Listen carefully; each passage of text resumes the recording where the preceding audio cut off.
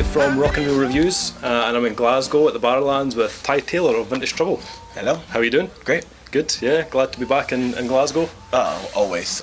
Yeah, back at the Barrowlands, a bit of a vintage venue itself. I know. Well, it's the first time we played here. It's like everyone keeps talking about how it's such a Scottish legendary place, but it's actually a worldwide legendary place. I mean, everyone knows this. Yeah. It's been a great day here, and we got to do Billy Sloan today. Oh yeah, cool. And we were talking to him about, we have one documentary. It's called 80 shows in 100 days. Yeah. And we actually filmed that in Glasgow. Yeah. And it's because this place was the first place that we actually got to play a big room.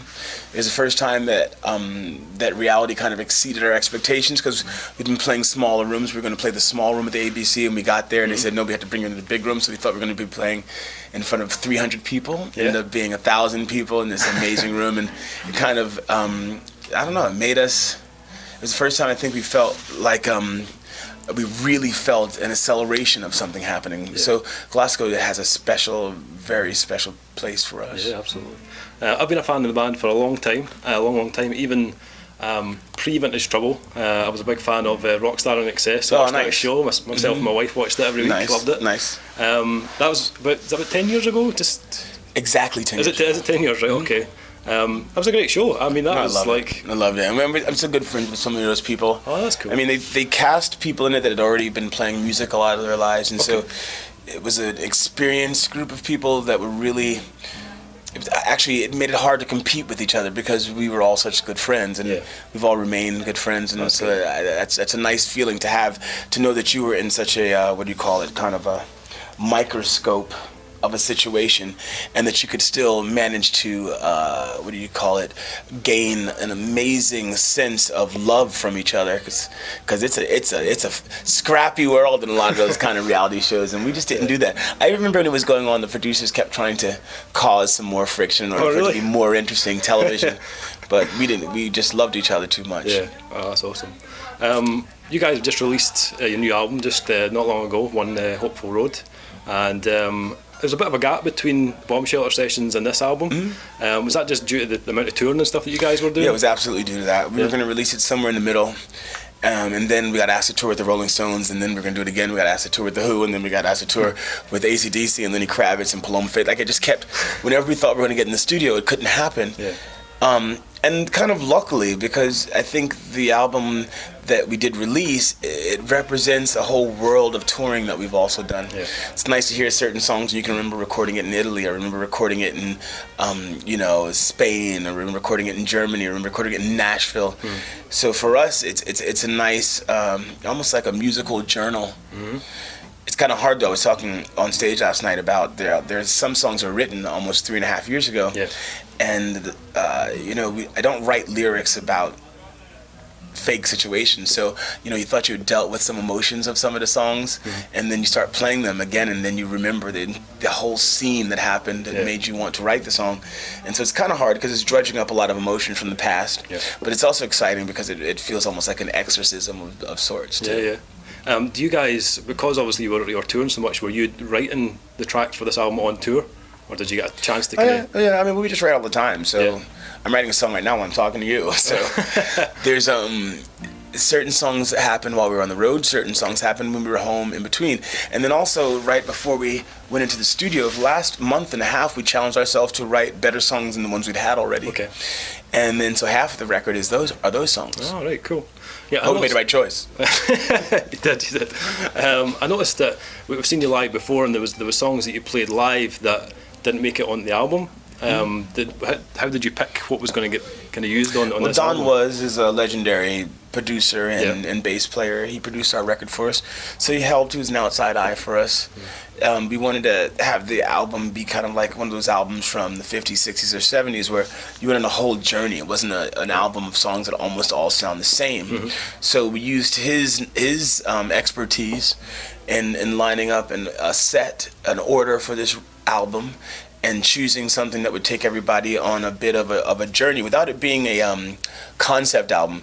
We still wanted people to feel like they'd gone through a full experience of life. You know, like if you can go through about 3 or 4 days, you know, you go through about 1,000 emotions. Yeah.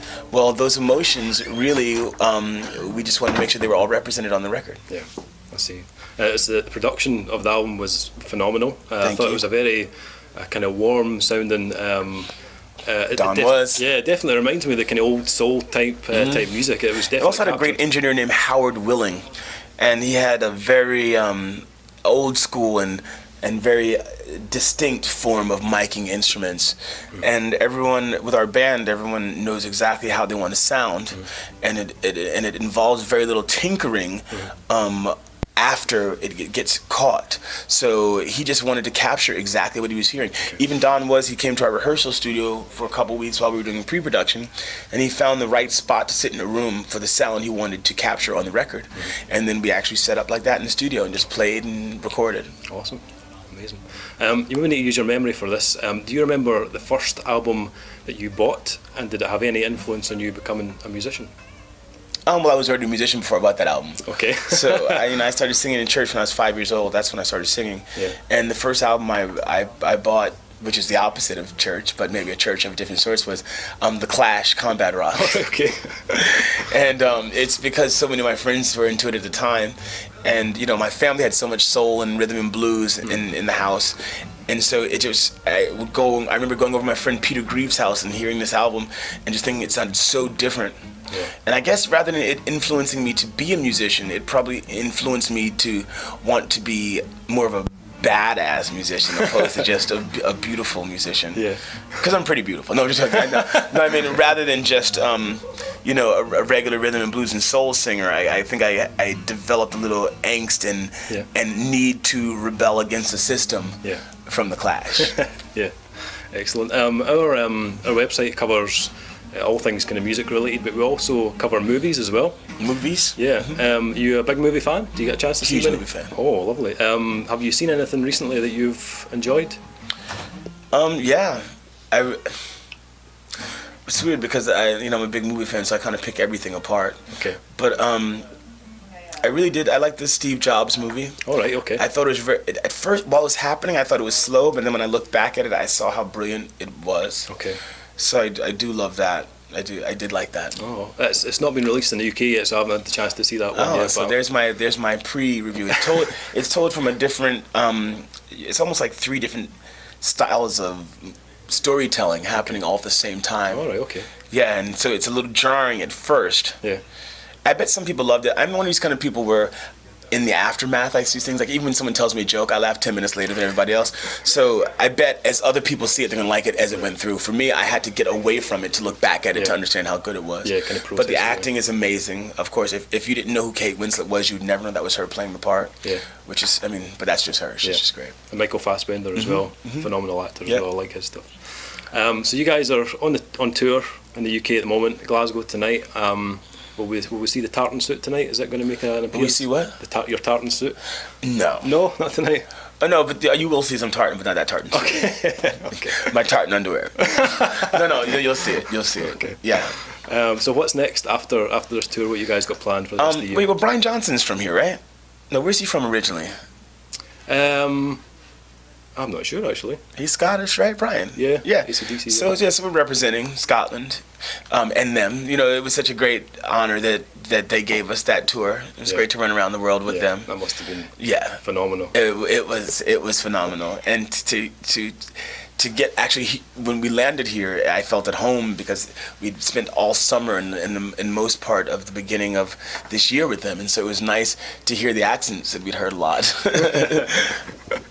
So any other tours planned for the rest of this year? We tour all the time. So we're going to be in South America, and we're going to be in Australia, and we're going to be in Dubai, and we're going to be all over America again. We're going to be all over Europe for the rest of this One Hopeful Road tour. We do about 260 shows a year. So we're always touring. I can't remember the last time I was home for 2 weeks. Really? Wow. So busy. Going to be busy for the next while, yeah. Right. And even this Christmas, even when I'm off tour, I'm going to be back on tour. I'm not by myself. I'm going for the Christmas holiday. I'm going to go to Cuba. Oh, really? Yeah. And, wow. and I'm going there because of music, really, because I fell in love with Buena Vista Social Club. Yeah. And so as soon as the Americans were able to freely hop into Cuba, I have to say Cuba and Cuba because it's actually said Cuba, but most people say Cuba. And so we're going there, and I'm just gonna go dance and listen to music. I want to find as many old, rich-hearted, deep-spirited musicians, because there's something so wise, I think, about art forms that celebrate musicians as they get older. Yeah. You know, like a lot of times there's so many forms of music where you have a time limit, and there's something about deep Latin music that the more lines you have on your face, the more sexy the music feels, which is weird to get sexy as you get older, but how cool is that? Ty, thank you very much for your time. I really appreciate it. Enjoy Cuba. Thank you. And good luck with the rest Wait, of the you mean tour. Cuba? No, Cuba. just- Thank you very much. Thanks. Thank you. Run, baby, run.